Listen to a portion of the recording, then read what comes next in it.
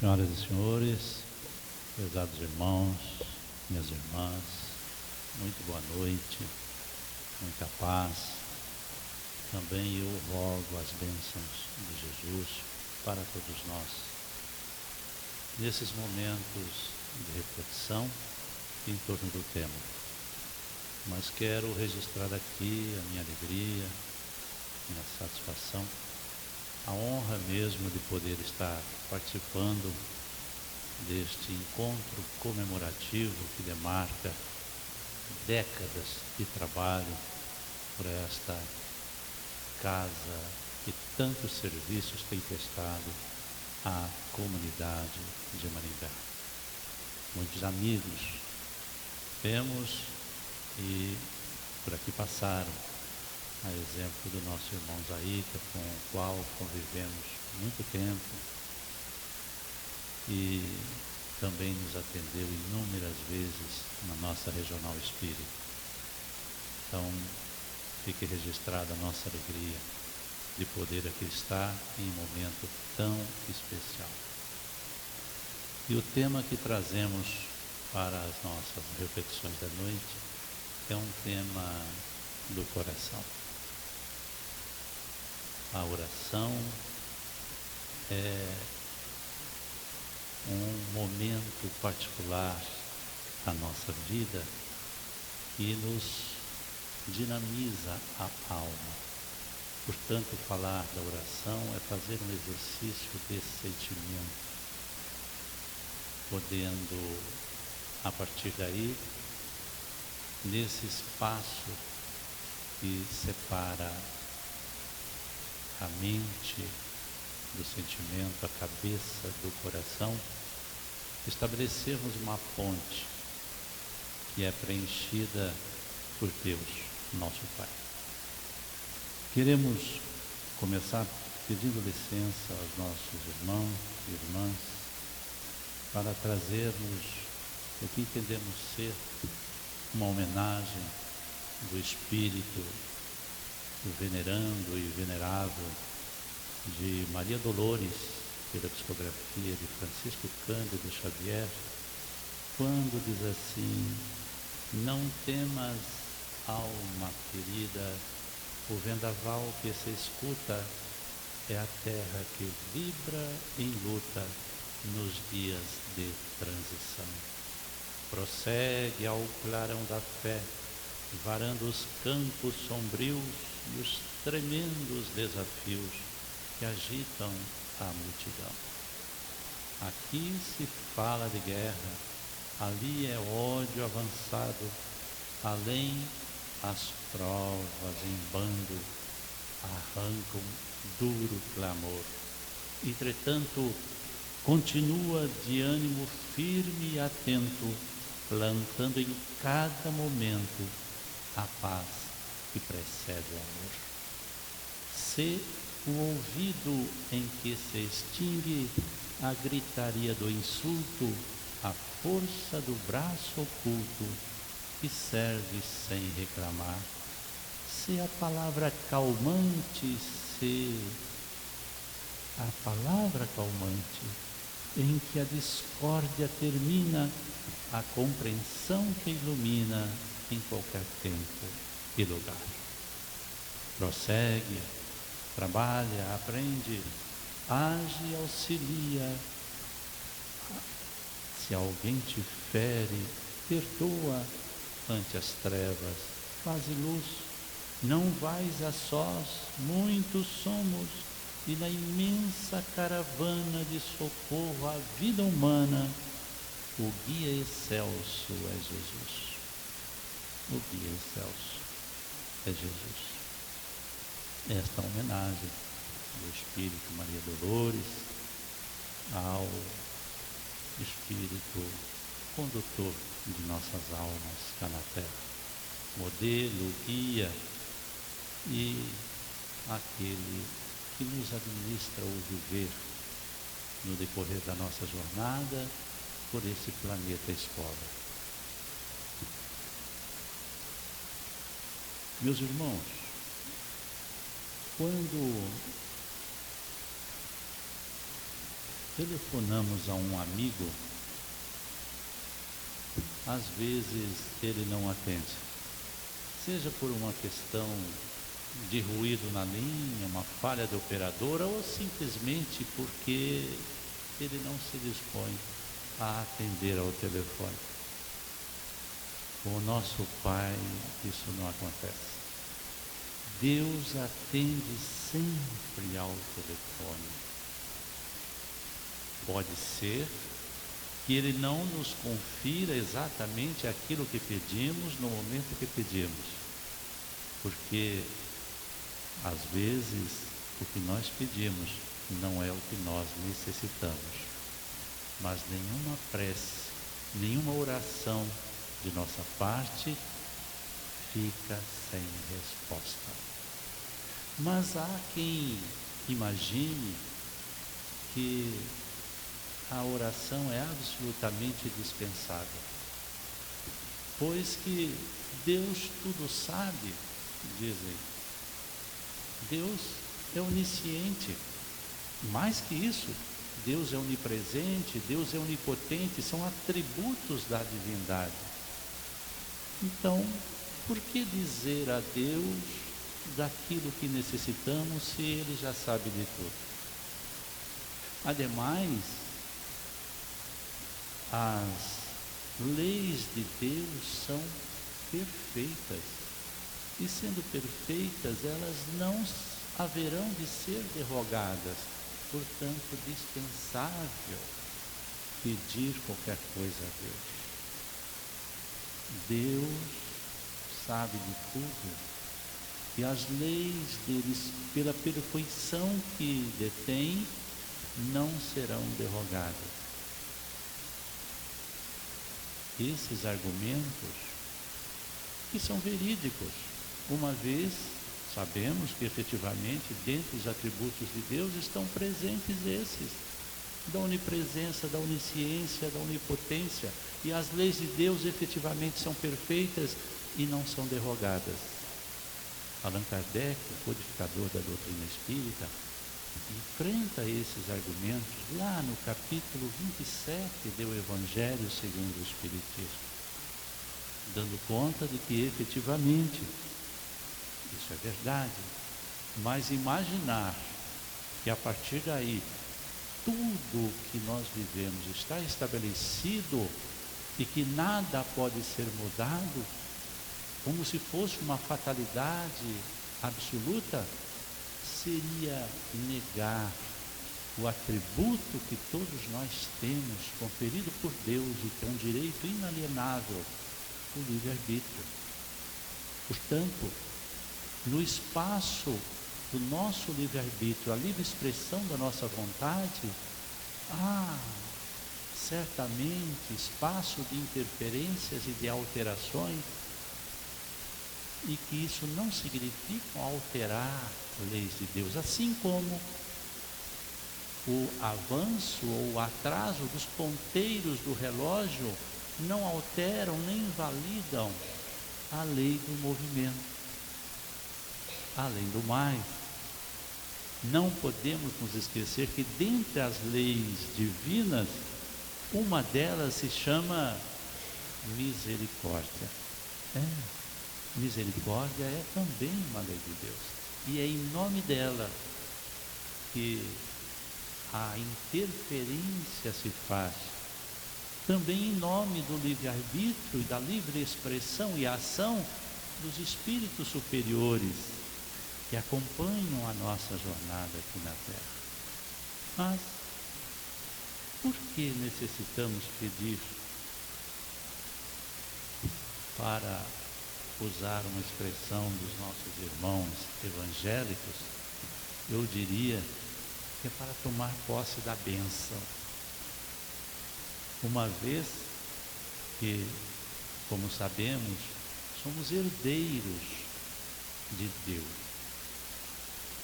Mas aqueles herdeiros que não precisam esperar para tomar posse, né? Enquanto aqui, na condição de encarnados, precisaríamos esperar o falecimento do titular para entrar na posse da herança, Deus sendo eterno e nós imortais, não precisamos esperar nada, só precisamos tomar posse da herança divina.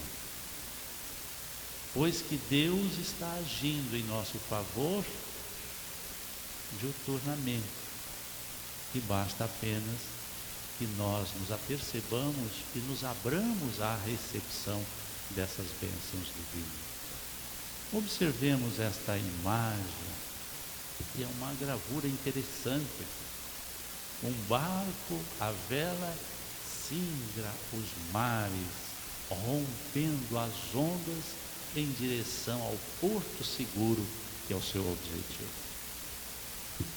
Ele está ao impulso do vento amigo, que ele aproveita porque as suas velas estão içadas. Mas se elas estivessem arriadas, a sua viagem se daria numa velocidade bem menor. É mais ou menos isso que acontece com a nossa disposição interior, motivada pela oração. É o içar das velas para nos aproveitarmos do vento amigo divino que a todos nos favorece, uma vez que a paternidade de Deus é para todos e as suas bênçãos estão à nossa disposição. Precisamos nós de tomar posse. A oração facilita isso, porque eleva-nos no padrão vibratório, abrindo as comportas da nossa alma em todos os sentidos e direções para bem aproveitarmos esta presença divina. Mas quais os benefícios da oração? Inúmeros. Vamos citar aqui alguns.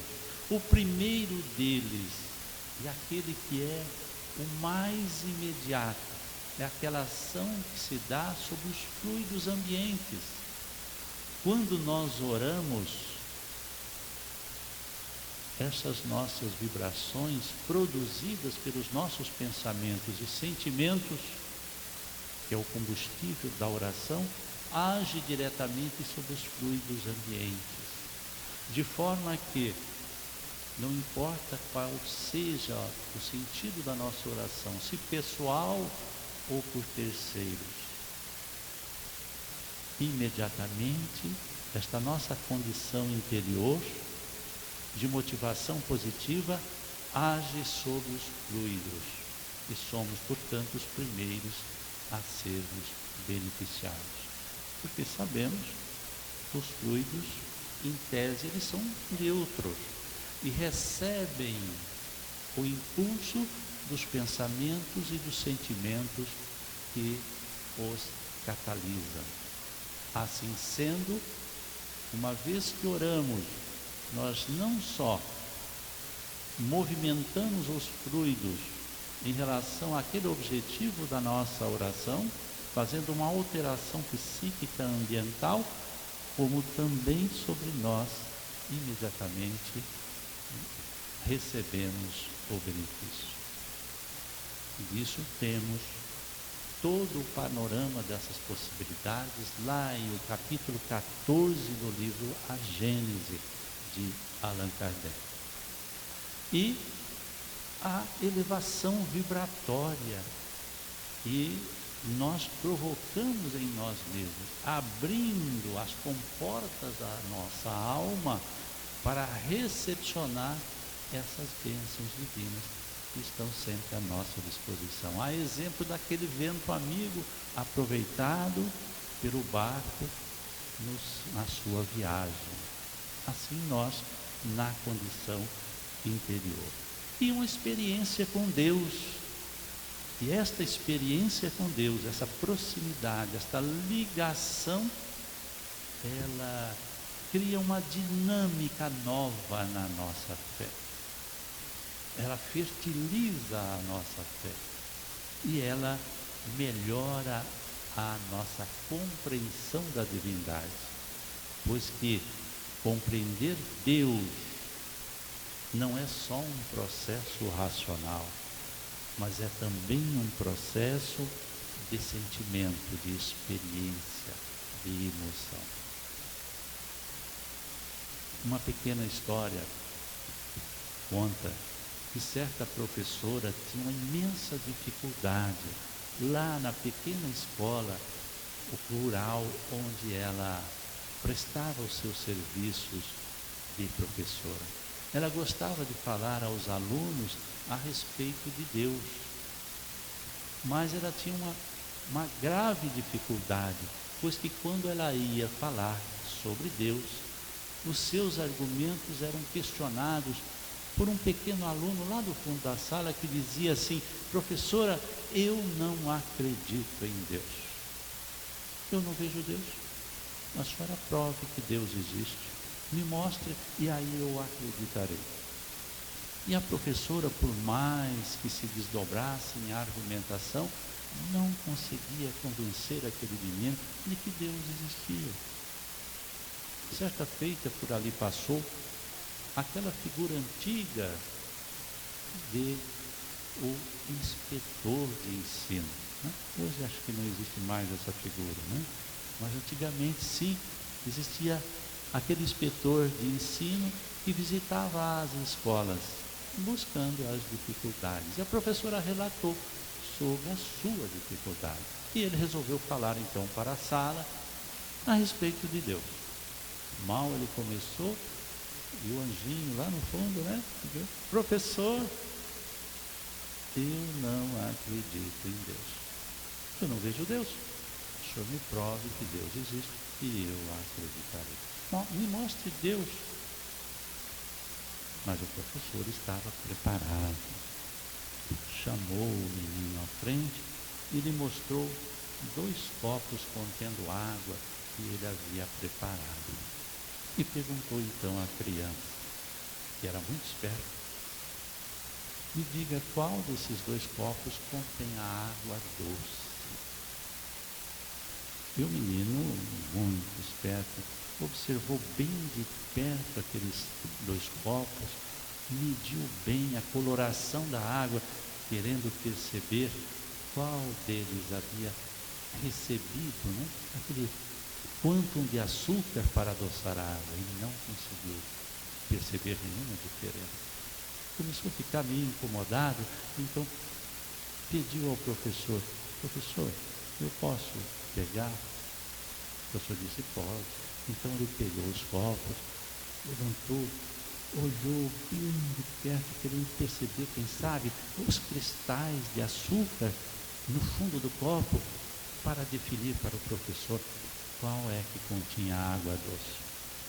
Mas o professor tinha coado, refiltrado muito bem a água e ele não percebeu nada. Aí sim o menino estava muito constrangido. Já quase sem jeito, desistindo, fez uma última pergunta: professor, eu posso experimentar? O professor falou: sim, meu filho, experimente. Então ele experimentou a água de um copo, experimentou do outro. Ah, professor, é esse aqui, é esse aqui. Esse aqui contém água doce. E o professor então arrebentou: pois é, meu filho, Deus é assim, precisa ser experimentado. Precisa ser experimentado. Deus é experiência também. A oração nos conduz a essa experiência com Deus. Isso é fundamental.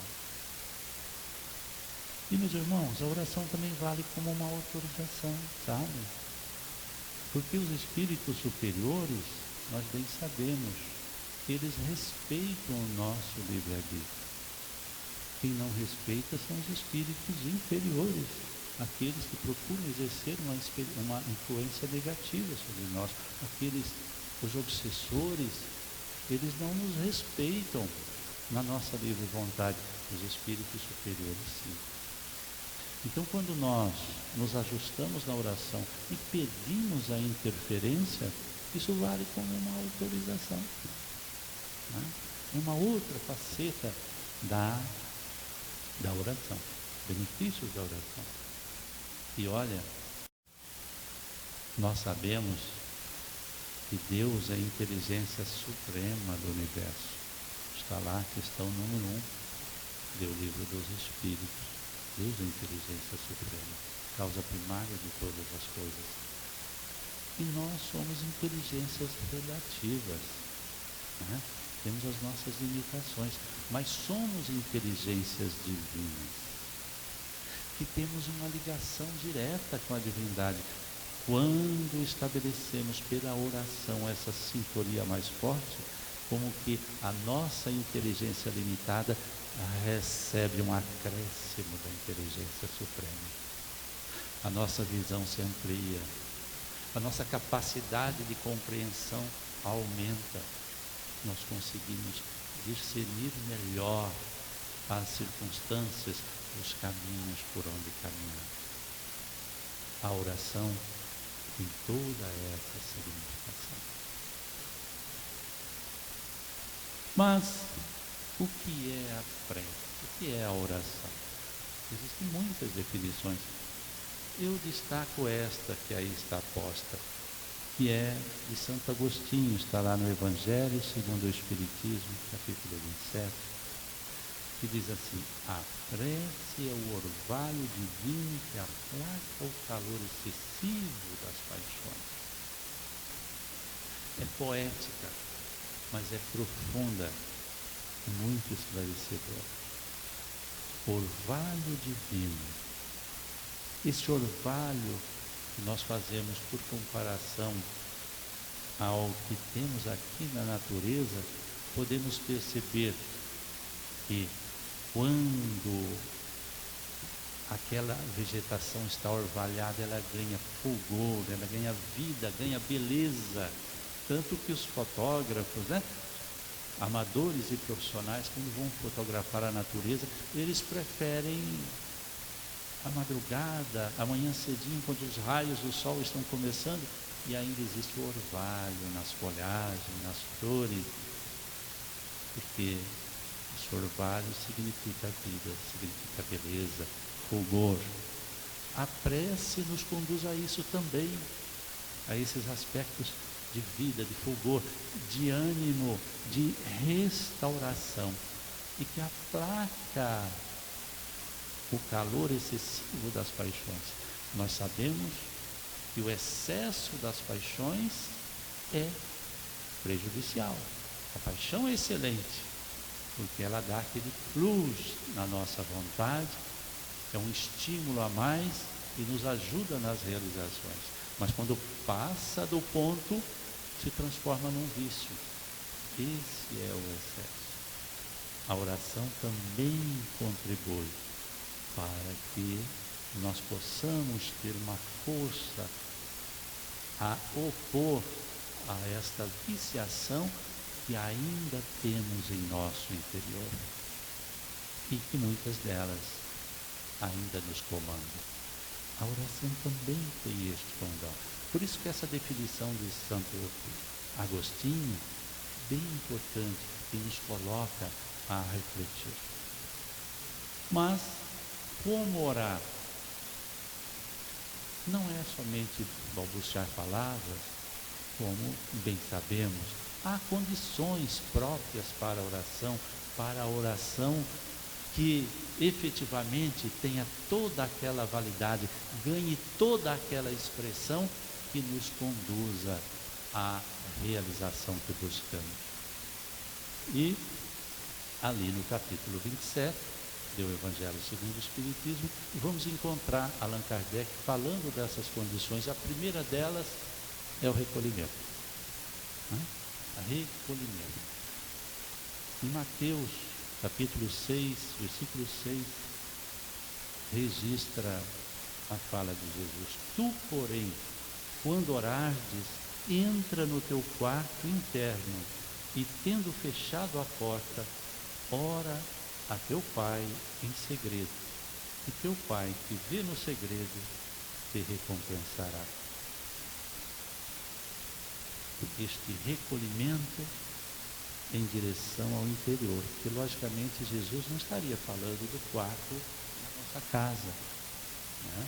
Não é o local externo, mas o quarto da casa representa a peça íntima do nosso ambiente doméstico. Com isso, com esta metáfora, quer dizer o nosso interior, a nossa intimidade. Então é o volver-nos para o interior. Portanto, para orar, não há que se ter um movimento para fora, mas é um movimento para o interior.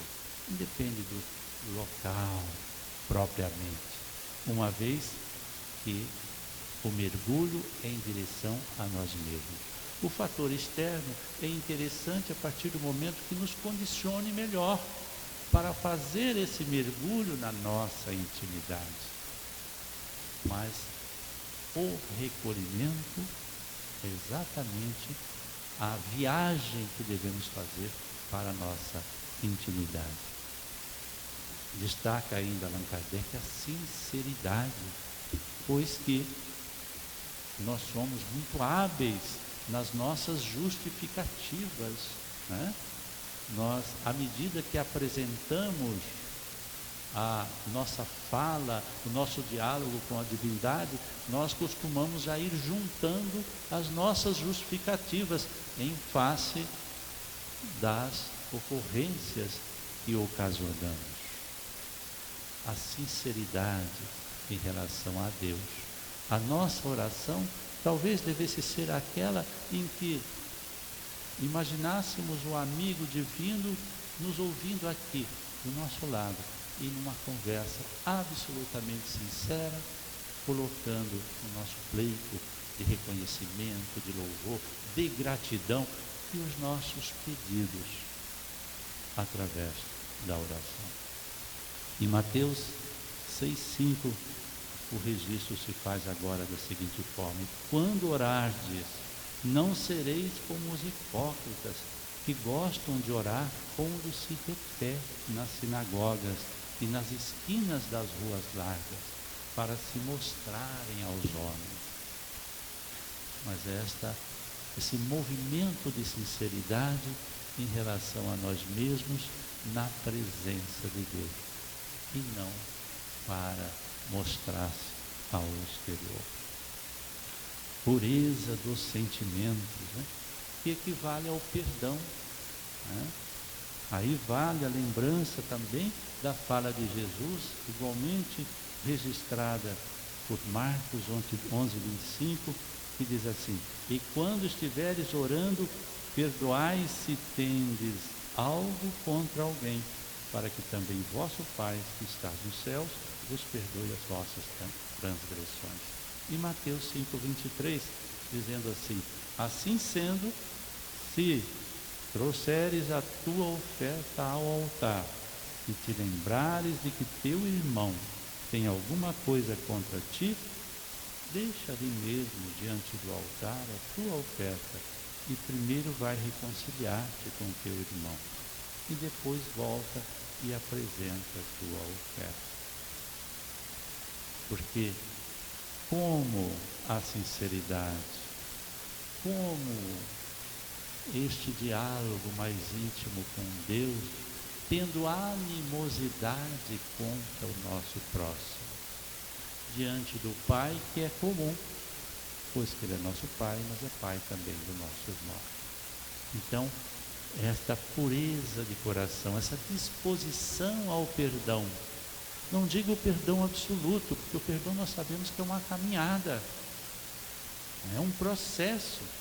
Nem sempre conseguimos perdoar de imediato algumas ofensas que recebemos, mas aquela disposição para o perdão, aquele alívio do coração, que encontramos a receita em O Evangelho segundo o Espiritismo, naquela disposição do homem de bem. E a humildade,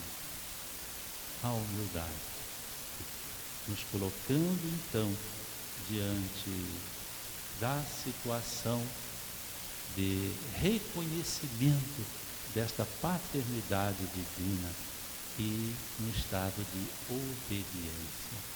Lembramos aqui de Lucas 18:10, 2 homens subiram ao templo para orar, um fariseu e o outro publicano. O fariseu, de pé, orava dizendo: ó Deus, Eu te dou graças porque não sou como os demais homens, exploradores, adúlteros, injustos, nem como este publicano. E o publicano, na sua oração, batia no peito, dizendo: tem misericórdia de mim, Senhor. Humildade. Né? Até porque, quando não nos expomos a esta conquista da humildade e nos colocamos no espaço do orgulho, entendemos que não precisamos de ajuda qualquer, que somos autossuficientes. Então a humildade é também este recurso, este condimento, este critério que se soma para a oração adequada. Recolhimento, sinceridade, pureza de sentimentos e humildade. O registro que se faz em capítulo 27. E em assim sendo, uma oração dentro destes critérios, nós vamos encontrar lá o registro de Allan Kardec dizendo que nossa oração sempre terá resposta imediata. Lógico que nem sempre recebemos aquilo que pedimos, porque como bom pai sempre oferece ao seu filho aquilo que ele necessita e não simplesmente aquilo que ele pede, porque não tem ainda maturidade suficiente para saber o que ele precisa. Assim também Deus, que nos tem a todos por filhos, e espiritualmente ainda somos esta criança. Então, nós pedimos o que queremos, recebemos o que necessitamos. Às vezes o que queremos, mas não naquele exato momento. É preciso esperar um pouco mais.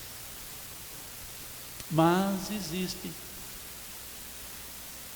4 situações cuja resposta é absolutamente adequada àquilo que pedimos e imediata.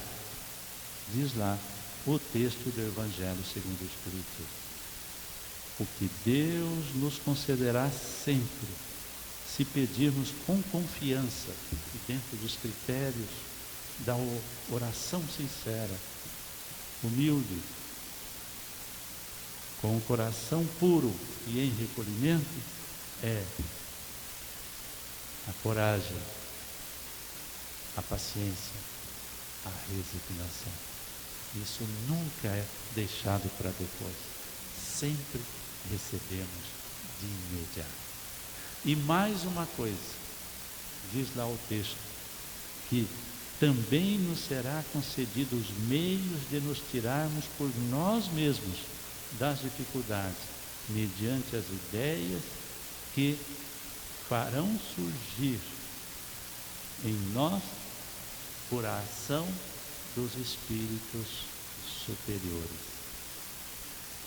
Então, a partir daí, nós podemos entender o quanto a oração é um instrumento basilar, fundamental para os nossos enfrentamentos no cotidiano da vida. Não só aquela oração de manhã, quando vamos retomar o corpo para a vigília. Não só aquela do final do dia, quando vamos deixar o corpo para descansar e vamos adentrar ao mundo espiritual para as nossas aventuras durante o sono físico. Mas a oração, aquele pensamento rápido de qualquer momento, que seja de gratidão, que seja de louvor, de reconhecimento da paternidade divina, da presença de Deus em todos e em tudo, seja no pedido que façamos. A oração como um instrumento fundamental. Então esta parte é a parte que nos ilumina a doutrina espírita, em que o codificador, com o apoio dos espíritos, nos expõe desta forma. E existe a participação do Mestre Jesus, que nos transfere, através da oração dominical, ou chamado Pai Nosso, talvez o mais sucinto e o mais completo tratado a respeito da oração. Porque quando Jesus legou-nos esta oração. Ele não o fez numa condição de que seja ela meramente repetida, como uma sequência de palavras. Jesus depositou ali para servir-nos como um modelo de como devemos nos preparar para fazer a oração. A nossa disposição íntima, a nossa atitude diante da relação com Deus. É um verdadeiro tratado. E aí está, a oração dominical. Utilizamos-nos da tradução oferecida por Haroldo Dutra Dias, não porque ele seja espírita, mas porque o seu trabalho é de uma qualificação técnica muito profunda. E vamos então nos utilizar da tradução dele.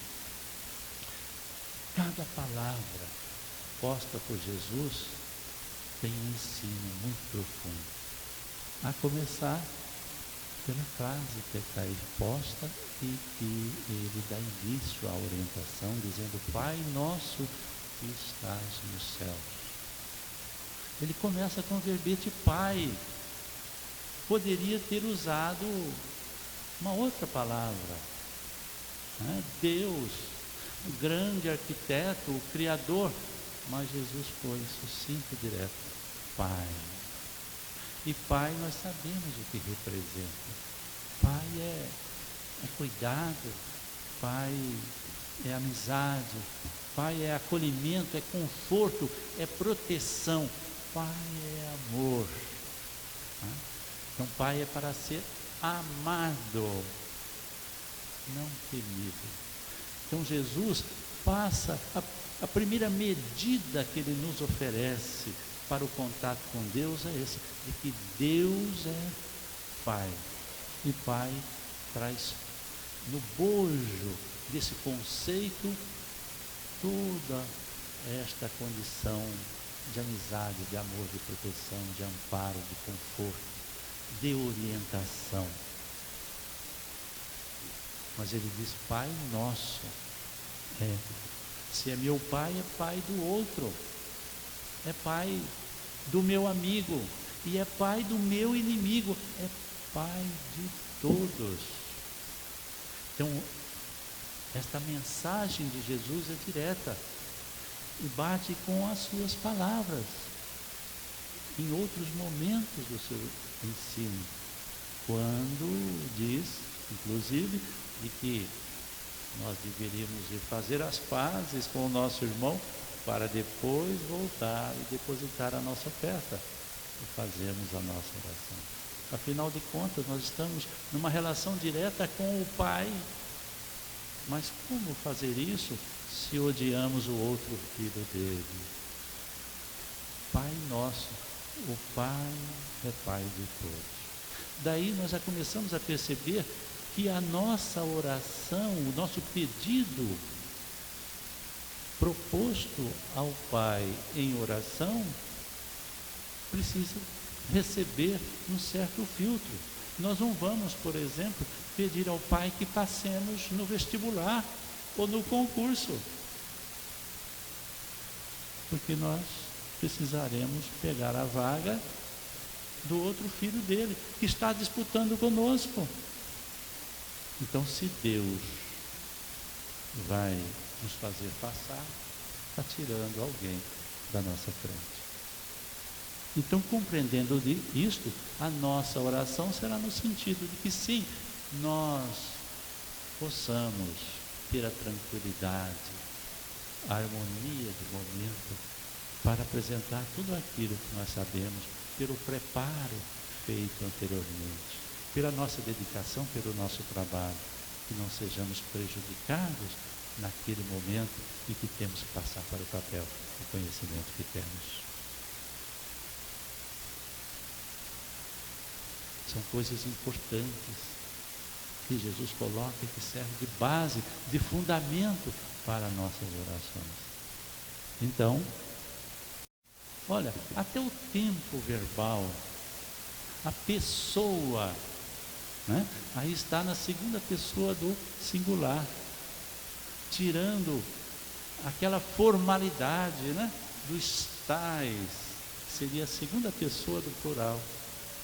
Estás, tu estás, trazendo uma proximidade, porque pai e filho são próximos, é uma relação direta de amor, há um estreitamento nessa relação, uma informalidade.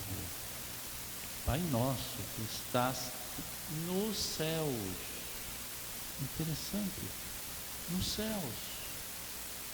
céus, mas céus, onde é esses céus? Será que Deus está num determinado lugar? Há uma situação geográfica onde Deus está instalado? Não. O céu já vai definido por Jesus, né? Onde é que Ele está presente?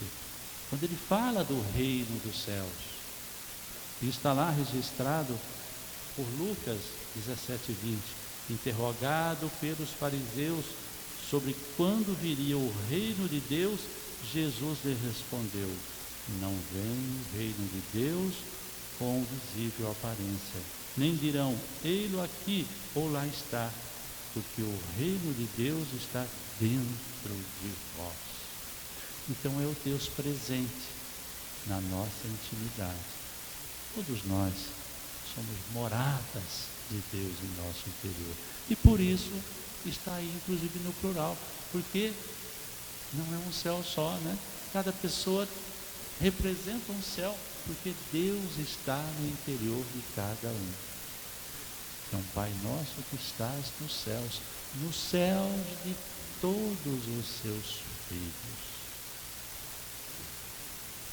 E continua Jesus: santificado seja o teu nome.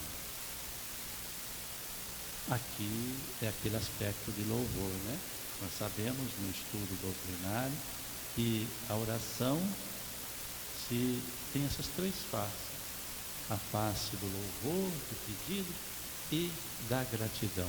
Ou seja, nós podemos orar simplesmente louvando, reconhecendo a Deus, a sua presença, a sua permanência em tudo e em todos. Isso é o louvor, né?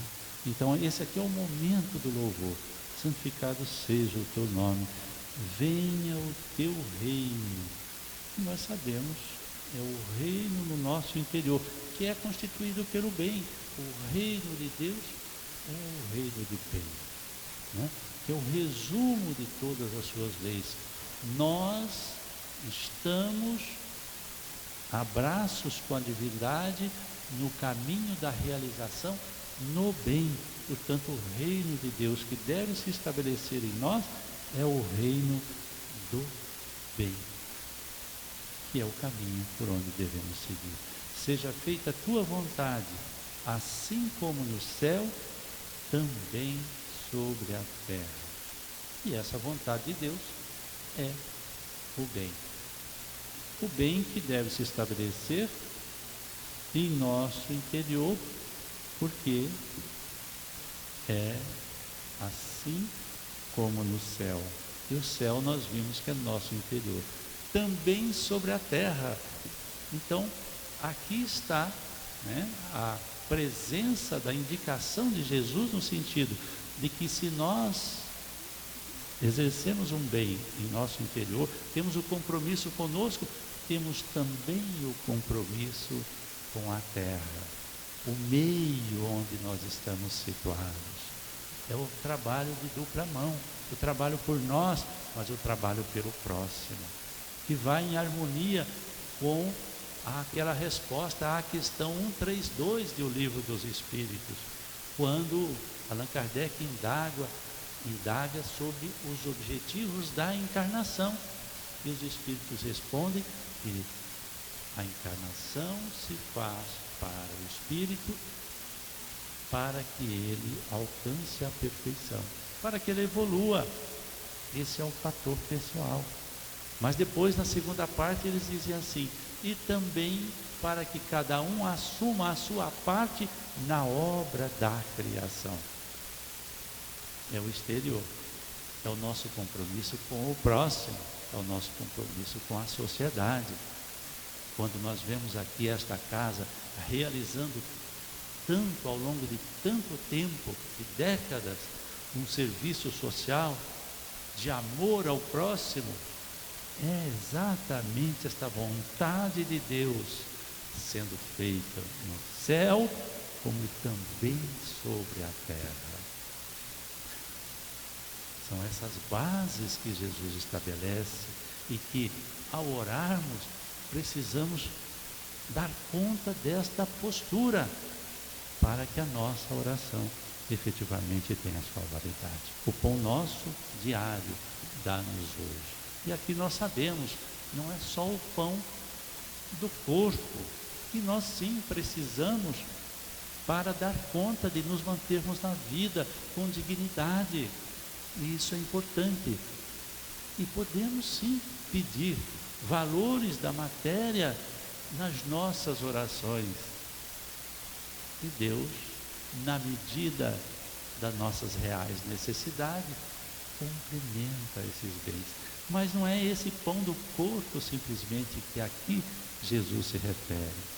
O pão nosso diário dá-nos hoje se refere também ao pão da alma, ou ao acréscimo do alimento espiritual que necessitamos, a fim de que possamos dar conta deste progresso que almejamos todos nós em direção à felicidade. Perdoa-nos nossas dívidas, como também perdoamos nossos devedores. Será que então Deus nos nega o perdão se nós nos negamos a perdoar o nosso irmão? Não se trata aqui de uma negação de Deus, como se for um castigo em função de nos negarmos ao perdão àquele que nos terá ofendido. A questão é que, se nós nos negamos ao perdão, nós nos fechamos à recepção dessas bênçãos de Deus, pois que no próprio princípio da oração significa, em um dado momento, a abertura das comportas da nossa alma.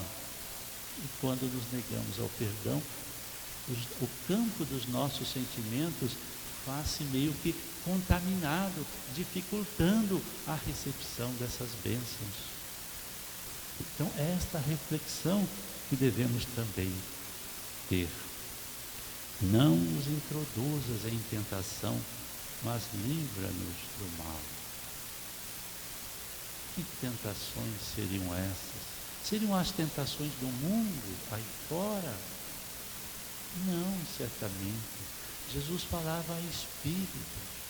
E as tentações, efetivamente, são aquelas que estão no nosso interior. São as viciações, são os apelos do homem velho, que não é fácil nos desprendermos. É a nossa sombra que nos acompanha. Nós estamos numa fase de libertarmos-nos dessas sombras, porque já visualizamos a luz e ela nos cativa, mas somos assim, como que luz e sombra ao mesmo tempo. E essas tentações representam exatamente esses apelos do passado, que nós desejamos abandonar, mas que ainda exercem sobre nós um poder. Então, a oração nos fortalece nesse sentido. Então, quando se diz não nos introduzas em tentação, é que não nos permitamos introduzir, imergir nessas tentações, de forma a nela desaparecermos, nos absorvermos e então paralisarmos as nossas forças de libertação, pois que nós caminhamos para a nossa autossuficiência espiritual. Então é não mergulharmos nessas tentações, que elas não tenham esse poder mais sobre nós, que nós possamos, ao contrário, nos liberarmos desses vícios na construção contínua das virtudes que nos conduzem à autossuficiência espiritual. Mas livra-nos do mal, que igualmente não é o mal exterior, mas é o mal interior, porque só este realmente representa um mal para nós. O que vem de fora, que nós damos o título de mal, representam lições para o engrandecimento da nossa alma. Lembro-me que certa vez, assistindo a um seminário do nosso irmão Divaldo Pereira Franco, ele ditou uma frase, não sei se veio de Joana ou dele próprio, mas ele disse assim: o mal que me fazem não me faz mal, o mal que me faz mal é o mal que eu faço, porque me torna um homem mau. Só nós conseguimos fazer o mal para nós. Ninguém de fora pode nos atingir com mal algum. Pois aquilo que nos atinge, que qualificamos como mal, são lições valiosas da vida, a fim de que nós possamos superar a nós mesmos. Meus irmãos, temos que agradecer muito a esta condição amorosa de Jesus, o nosso Divino Mestre, pelos ensinos de toda hora, e este especial sobre a oração, a par daquilo que nos informa a doutrina espírita, serve como um verdadeiro tratado para orientarmos na nossa postura em face da oração. Então, a nossa gratidão a Jesus. Agradecemos, Jesus. Agradecemos ao teu amor infinito. Este recanto bendito que nos ergueste por lá. O pão que nos dá a mesa, a confiança, a harmonia, o entendimento, a alegria e a bênção de trabalhar. Agradecemos o apoio de tua força divina que nos ampara e nos ilumina, desde a terra ao mais além. Os aguilhões do caminho e o duro rigor da prova que nos eleva e renova para a conquista do bem. Agradecemos ainda o culto vivo da prece, que em tudo nos enriquece de paz, união e luz. Permite que te roguemos, nunca nos deixes a sós, seja onde for, venha a nós, fica conosco, Jesus. Fica conosco, Jesus. Meus irmãos, paz em Jesus. Muito obrigado.